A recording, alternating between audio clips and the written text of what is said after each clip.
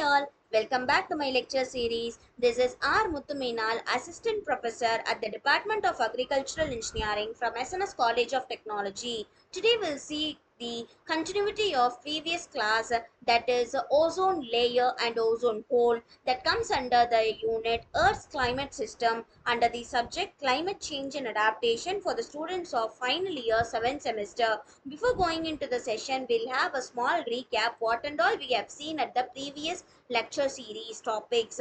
That is, we have seen what is ozone and what happens if the ozone gets depleted, and how this ozone gets depleted and what impacts the ozone layer, and who is the person who has identified ozone layer and where it is available at which location.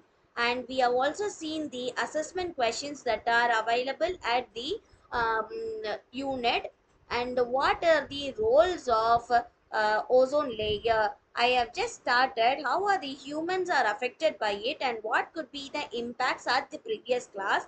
Today we'll see the continuity of the effect of ozone depletion caused over the human health, and also have shown you how does the ozone hole has been created during a period of time with the help of the record that has been maintained and shown you for a period of a month. And also have shown you how does this giant hole appears. So here I have started you with the human effects that would happen if the UV radiation passes. So ozone layer is nothing but which helps us to observe the incident UV radiation.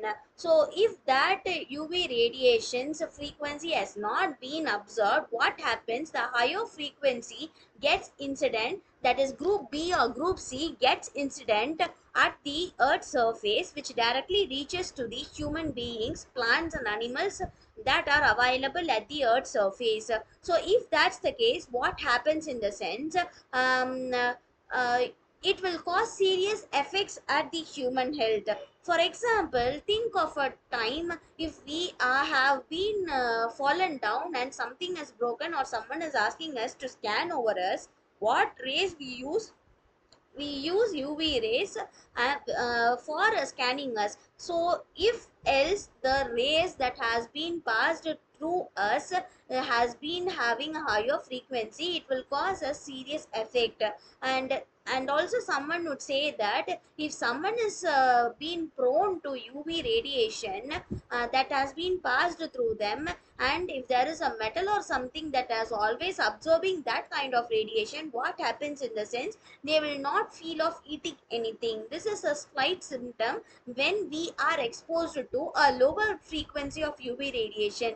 And if that's the case, think of a time if there is a ozone hole and the UV radiation of higher frequency is incident over us, and what happens? It will cause some rashes, that is skin radiation and skin cancers, which will also lead us to have an eye effect, that is cataracts.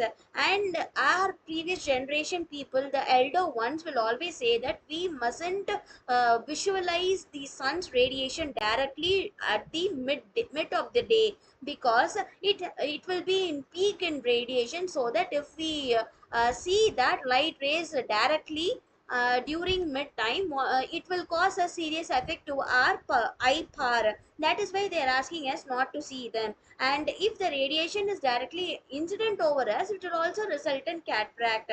That is what they are saying, some of the human effects that would be caused due to ozone depletion.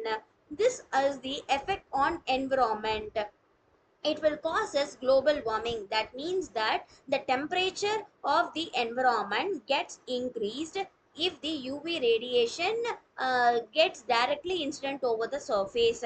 It will also result as to change in climate, and there will be a crop and forest damage, since think of a way that when there is a higher temperature and there is a lesser rainfall, what happens?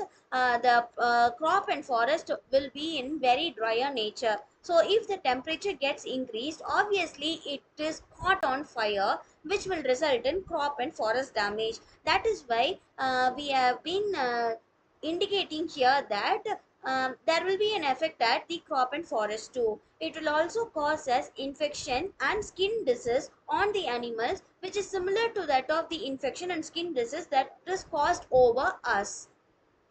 And the less one is less fish harvest, since it is not possible, because if the fishes get absorbing these fishes, obviously it is not consumable and we can't harvest them.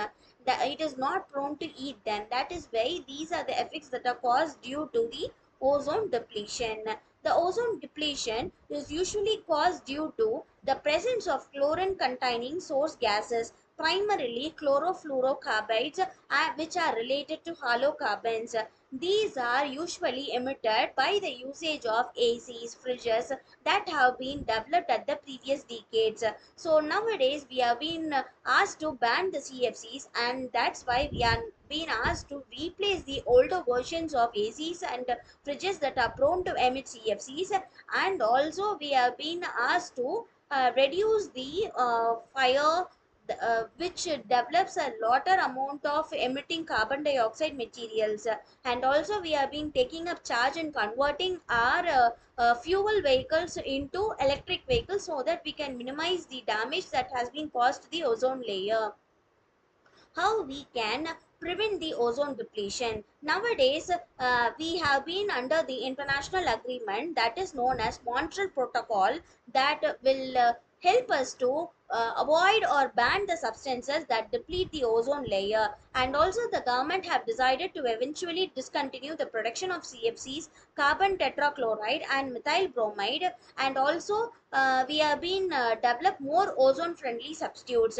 This is how we are trying to reduce the depletion that has been caused at the ozone hole.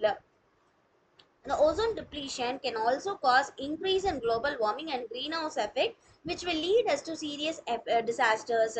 And also it will cause a very serious effect at the human health. That is, we are trying to protect the ozone layer, which will help us to infiltrate the UV radiation that is directly emitted by the sun, which will be helpful for us to maintain the layer and also protecting ourselves. So this is what I have prepared for today's class, and I have also shown you how the ozone has developed in this reference video. You guys can see this video anytime, and if there is any kind of doubt or anything, you guys can ping me. See you at the next class. Thank you.